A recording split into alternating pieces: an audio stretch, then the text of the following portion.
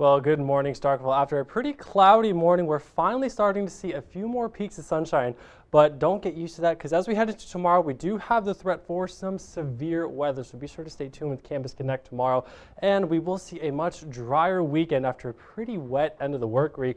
But right now, we are seeing some more of that sunshine out on the Junction Tower Cam. That's starting to heat temperatures up. Temperatures are getting into the lower 70s right now over MSU's campus, 73 degrees to be exact.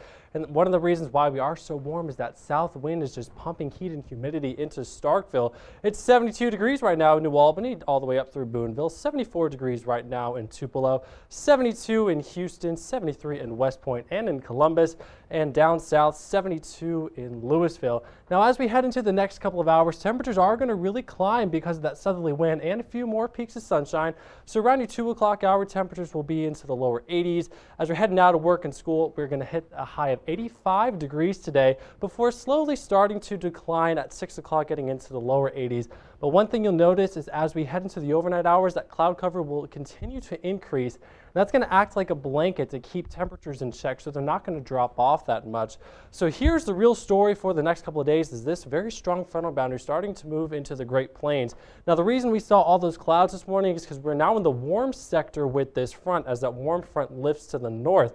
Now, as we get the cold air behind it with temperatures into the 30s and 40s, clashing with the warmer air ahead of it with temperatures into the 80s, that clash of the air masses creates lift that is very conducive for thunderstorms. So we have an enhanced risk today from Kansas City all the way down through Shreveport, Louisiana. But this is our threat as we head into tomorrow. We have a moderate risk for some severe weather, which is pretty high.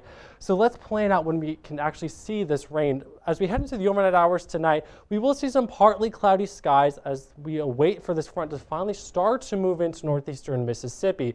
Now, as you head into your morning commute time, that's when that rain is going to start to pick up. Very light to moderate, not too bad as we haven't had a lot of daytime heating to really get convection going.